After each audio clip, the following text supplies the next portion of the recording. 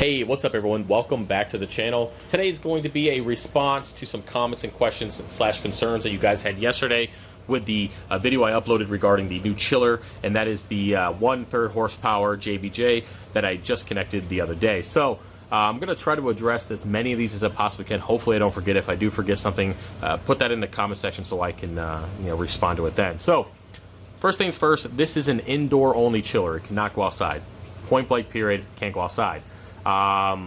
Just doing what the directions say, even though I didn't follow the second page of directions and recalibrate it, which I did do earlier. You just hold down the two buttons, put in the temperature you want, and then you just let it go and it's calibrated. So yeah, the calibration doesn't really affect my setup, so that's why I really didn't even get that far in the directions, because it didn't matter to me, and we'll talk about that here in a second. So anyway, made for inside. The temperature in the fish room is pretty good. As you guys can see, this is about average here, 47% humidity with 75 degrees. It's pretty good. I have the central air, which comes down here, set to 73 throughout the house, and that's pretty decent. I do have a fan here that runs all the time, 24 hours a day, pulls out hot air, blows that stuff outside.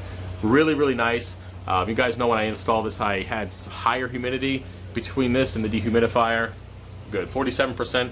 I'll take that all day long. So, not really worried about the temperature being increased here in the fish room, given the central air, the exhaust fans, and good to go. Speaking of that, I can't put an AC. Somebody said, why use a chiller and why not just put AC?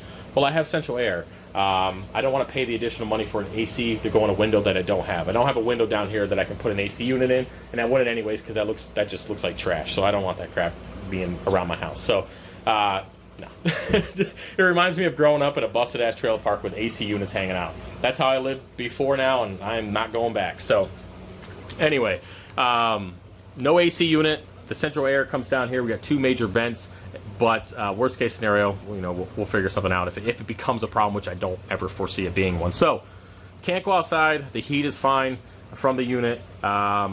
Now, speaking of, I guess we can go into connections. You guys are saying don't hook it up to the apex because it will blow the fuse in the chiller.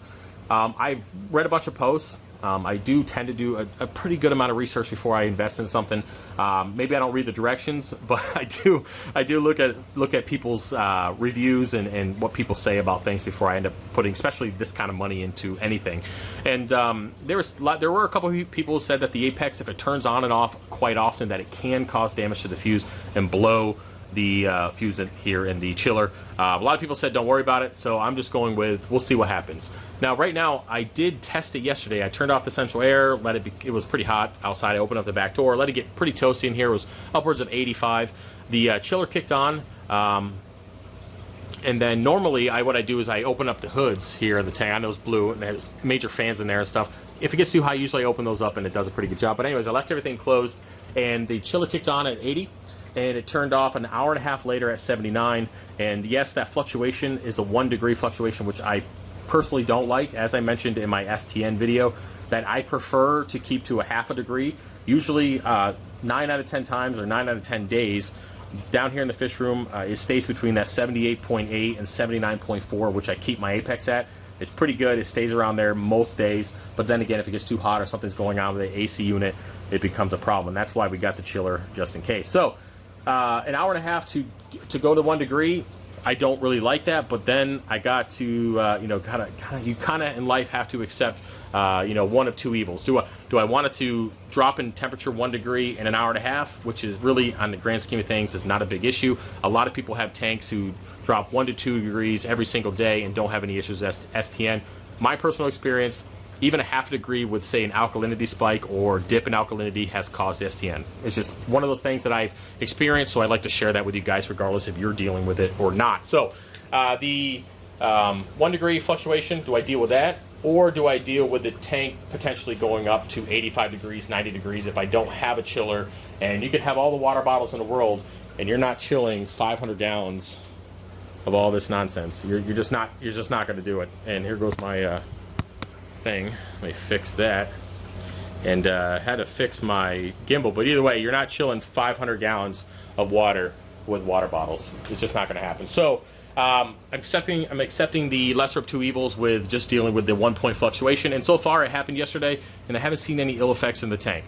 So we're going to go with it, and hopefully everything will work out. So I think that's everything that you guys were asking about. We did the apex connection, we did the fuse, we talked about that, the heat, all that good stuff, the AC unit. I'm trying to think if there was anything else.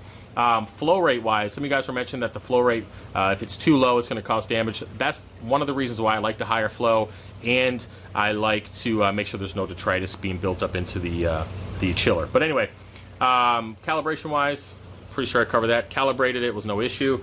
I should get some notes next time when I make a video so I can remember everything I was talking about.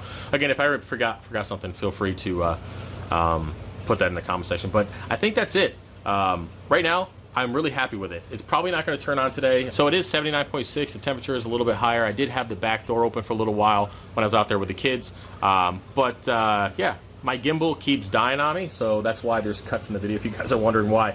But we'll see. It might kick on today, it might not, but it probably won't. It seems pretty decent outside. But anyways, guys, I got to get back to work. I got a bunch of orders going out today. I appreciate all the support on all the new 3D printed stuff that I put out. Really appreciate that. If you want more info, check out FishOfHex.com underneath the 3D printed. And I dropped a whole bunch of prices on the coral. So yeah, it's been pretty good. I appreciate the support. I really do, especially during these tough times with everything going on. I still appreciate you guys supporting the channel. But that's it. I'm going because my gimbal is taking a huge crap and it's not working. It needs to be charged. All right, I'll see you later. Peace.